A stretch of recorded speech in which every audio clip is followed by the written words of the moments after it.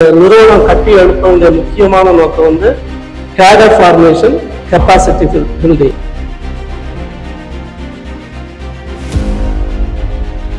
என்ன அப்படின்னா தலித் பெண்களுடைய கல்விக்கு முதன்மை இடம் கொடுத்தார்.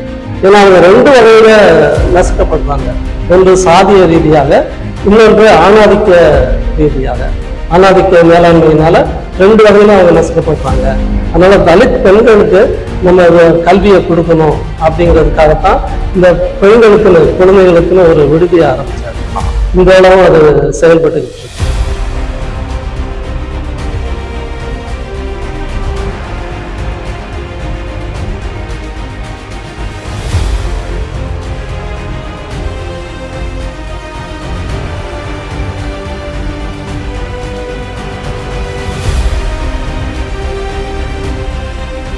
இருந்து எங்களுடைய சபை தலைவருக்கு நெருக்கடி வந்ததுனால அவர் சொன்னாரு, ஒன்று நீங்க அந்த தலித் கிறிஸ்தவ விடுதலை இயக்கத்தை பொறுப்புல இருந்து விலகணும், அல்லது இயேசு சபையில இருந்து வெளியே போகணும்.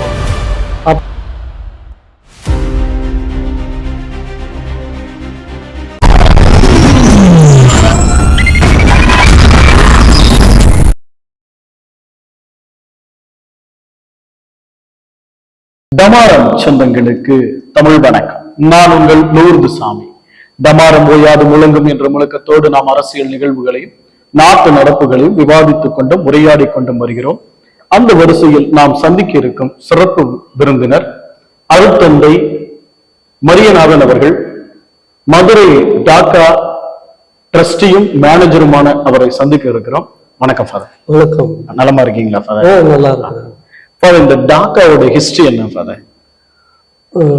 முதல்ல டாக்கானா என்ன, அதோட அப்ரிவேஷன் என்ன, அதை சொல்லிட்டு அப்படியே அந்த ஹிஸ்டரின்னு சொல்லுங்க. டாக்டர் அம்பேத்கர் பண்பாட்டு மையம் இதை உருவாக்குனது முழுக்க முழுக்க ஃபாதர் அந்தோனி ராஜ். அவர் தான் இதனுடைய நிறுவனர். அவர் சிகாகோவில் முனைவர் பட்டம் முடிச்சுட்டு இந்தியாவுக்கு வந்தார். நிறுவனங்கள்லாம் அவரை பணிக்கு கூப்பிட்டாங்க. ஆனால் இங்க வந்த உடனே அவர் கள ஆய்வு செய்தது திருப்பூர் பக்கத்துல இருக்கிற மல்லிகாபுரம். அப்ப அந்த மல்லிகாபுரத்து மக்களை போய் நன்றி சொல்றதுக்காக போறாரு. அந்த மக்கள்கிட்ட பேசிட்டு இருக்கும்போது அந்த மக்கள் கேட்குறாங்க, சாமி எல்லாம் சரிதான், எங்க ஈன பொழப்ப வச்சு நீ பட்டம் வாங்கிட்ட, ஆனா எங்க பொழப்பு இப்படியா தானே இருக்கு அப்படின்னு அவங்க சொல்றாங்க. அது அவருடைய வாழ்க்கையில ஒரு பெரிய மாற்றத்தை ஏற்படுத்துச்சு. அதனால நிறுவனங்களுக்கு, வேளா கல்லூரிக்கோ மற்ற நிறுவனங்களுக்கோ நான் போக மாட்டேன், மக்களுடைய மேம்பாட்டுக்காக நான் பணி செய்வேன்னு உறுதி எடுத்தாரு. அதன் அடிப்படையில இயக்கங்களை கட்டி எழுப்பினாரு. முதல்ல தலித் கிறிஸ்தவ விடுதலை இயக்கத்தை கட்டி எழுப்பினாரு. அதுக்கப்புறம் தலித் இன்டகிரேட்டட் ஃபெடரேஷன் ஒரு அமைப்பு, அது பொலிட்டிக்கல் பார்ட்டிஸ் எல்லாம் அவங்களெல்லாம் உள்ள சேர்க்கணும் அப்படின்னு ஆசைப்பட்டாரு. இந்த காரியங்கள் எல்லாம் செஞ்சுட்டு இருந்தாரு. தலித் கிறிஸ்தவ விடுதலை இயக்கம் எவ்வளவு பெரிய தாக்கத்தை தமிழக திருச்சபையில ஏற்படுத்துச்சுன்னு உங்களுக்கு தெரியும். இயேசு சபையில ஒரு பெரிய தாக்கத்தை ஏற்படுத்துச்சு. அவருடைய முயற்சினால இது எல்லாம் நடந்தது. அந்த காலகட்டத்துல திருச்சபையில அவருக்கு நிறைய நெருக்கடி வந்துச்சு. அதனால அவர் ஒரு முடிவெடுக்க வேண்டிய ஒரு சூழ்நிலை.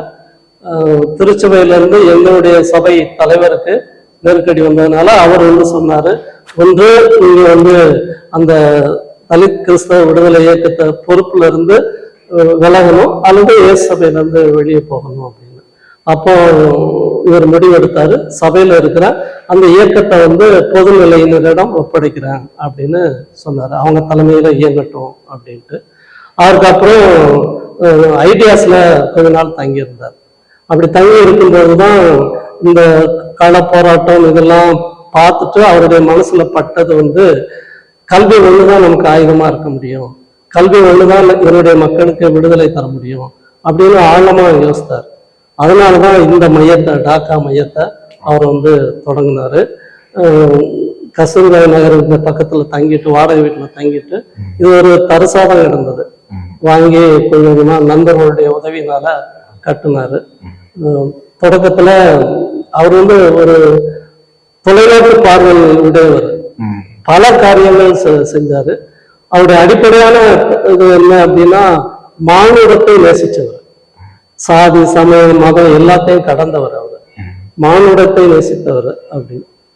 அதுக்கப்புறம் இந்த அடிப்படையான அவருடைய இந்த நிறுவனம் கட்டி எழுப்ப வேண்டிய முக்கியமான நோக்கம் வந்து கேடர் ஃபார்மேஷன், கெப்பாசிட்டி பில்டிங்.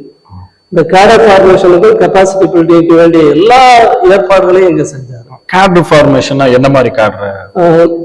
சமுதாய விடுதலைக்காக உழைக்கக்கூடிய நபர்களை உருவாக்கணும், அவங்களுடைய தகுதியை மேம்படுத்தணும் அப்படிங்கிறதுக்காக பல காரியங்கள், computer, tailoring, textile, carpentry, bakery, அப்புறம் அதே போல நம்ம மக்களுக்கு நல்ல மருத்துவத்தை கொடுக்கணும்னு ஒரு மருத்துவமனை.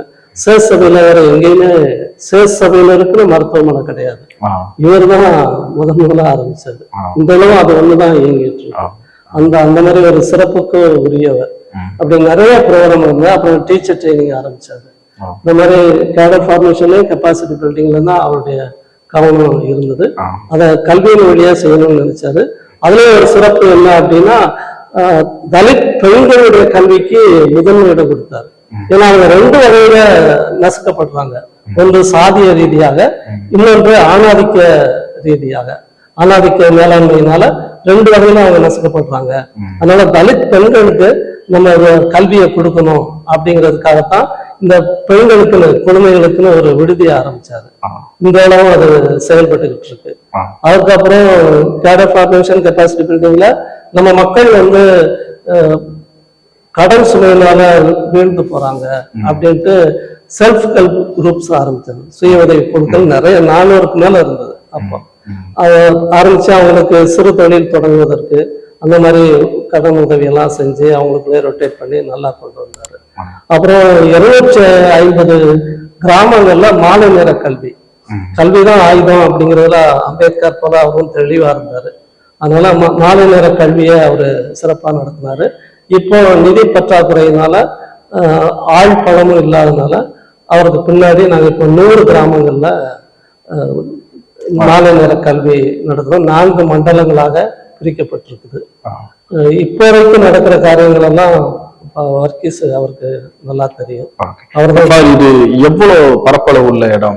இந்த மையம் மட்டும் ரோட்டுக்கு இந்த சைடு வந்து 10 ஏக்கர் இருக்குது.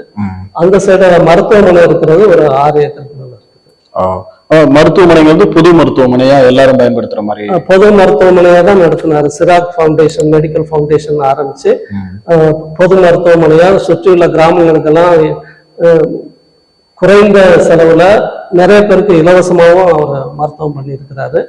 தொடர்ந்து எங்களால இந்த துறையில எங்களுக்கு நிபுணத்துவம் கிடையாது.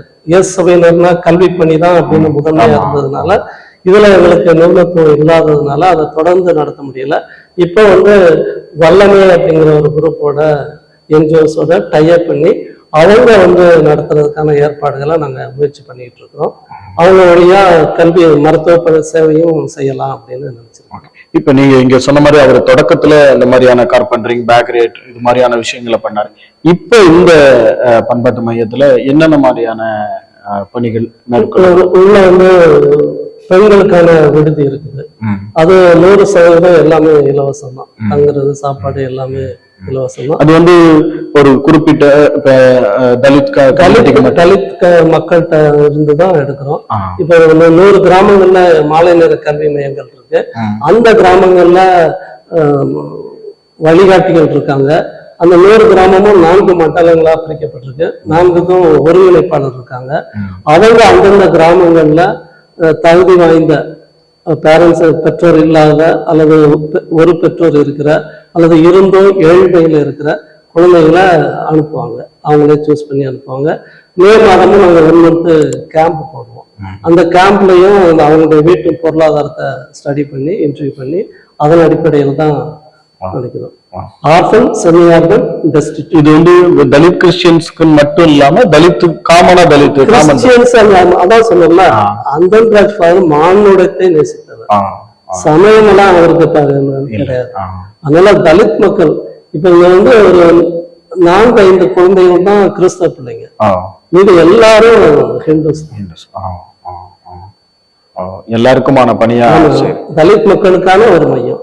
இன்னும் இதோட ஃபியூச்சர் ஆஸ் எ ட்ரஸ்டி மேனேஜரா உங்களுக்கு இதோட ஃபியூச்சர்ல என்ன நினைச்சிட்டு இருக்கிறோம் அப்படின்னா, இப்போ நம்ம தலித் பெண் குழந்தைகள் பெரும்பாலும் நர்சிங் போறாங்க. அதனால நர்சிங் காலேஜ் கொண்டு வரலாம் அப்படிங்கிற ஒரு ஐடியா இருக்குது. அந்த மருத்துவமனையும் செயல்படப்படுச்சுன்னா நம்ம அதோட இணைச்சு நர்சிங் காலேஜும் கொண்டு வந்தோம்னா தலித் பெண்களுக்கு அது ரொம்ப உதவியா இருக்கும் அப்படிங்கிற ஒரு நம்பிக்கை இருக்கு. இமீடியட்டா அதை செய்யணும் அப்படின்னு நினைச்சிருக்கிறோம். மாநில தலைவர்கிட்டையும் அதை பரிந்துரை செஞ்சிருக்கிறோம். இன்னும் அதற்கான பணிகள் தொடங்கப்படலை. இப்ப இது உங்க மாநில மையத்தோட இணைஞ்சுதான் அப்பையில இருந்து இணைஞ்சுதான் இருக்குதா? எப்ப இருந்து இந்த டாக்கா மையம் எந்த ட்ரஸ்ட் கீழே வருது அப்படின்னா Madurai Jesuit downtrodden people's welfare trust. இது வந்து ஜெசுவிட் இன்ஸ்டிடியூஷன். சமூக இயேசு சபையினரின் சமூக பணி மையங்கள் ஒன்று. நிறைய பேர் தவறா புரிந்து கொண்டவர்கள் உண்டு. அவர் ஏதோ தனியா நடத்திட்டு இருக்கிறாரு, அவர் சொந்தமா நடத்துறாரு, அவர் சொந்தமா உருவாக்குனாரு. ஆனா அது எல்லாமே சபைக்காகத்தான் உருவாக்குனாரு. அவருக்காக அவருடைய உறவுகளுக்காக அவர் என்றைக்கும் செயல்பட்டதே இல்லை. நிலங்கள் எல்லாமே சபையுடைய பேர்ல தான் இருக்கு. இது இப்ப நீங்க ட்ரஸ்டி மேனேஜர், இப்ப நீங்க இந்த ஃபியூச்சர்ல நர்சிங் காலேஜ் ஓபன் பண்ணலாம்னு சொன்னீங்க. இப்ப நீங்க அப்படியே தொடர்ச்சியா ட்ரஸ்டி மேனேஜராவே இருப்பீங்களா, இல்ல உங்க சபையில இருந்து மாற்றம் வரும்போது மற்ற பணிகள்? சேசனையில எப்ப வேணாலும் மாற்றம் வரலாம். இப்ப கூட நான் இங்க 4 நாட்கள் இங்கதான் பணி நியமனம் செஞ்சாங்க. ஆனா திண்டுக்கலுக்கு தேவைப்பட்டதுனால 3 நாட்கள் கூடுதலா அங்க போயிட்டு வரேன். உங்க நேரத்தை ஒதுக்கி மிக அருமையாக இந்த டாக்கா மையத்தினுடைய ஹிஸ்டரியை ரொம்ப சிம்பிளா சொன்னீங்க. உங்களுக்கு எங்கள் டமாரம் குழுவினர் சார்பாக நன்றி கலந்த வணக்கங்களையும் வாழ்த்துக்களையும் கூறி முடிக்கிறேன். நன்றி, வணக்கம். நீங்களும் டாக்காவை பற்றி இந்த மாதிரி ஒரு பேட்டி எடுத்து மற்றவங்களுக்கு தெரியப்படுத்துறதுக்காக டாக்கா நிறுவனத்தின் சார்பாக உங்களுக்கும் நன்றியை சொல்லுங்கள்.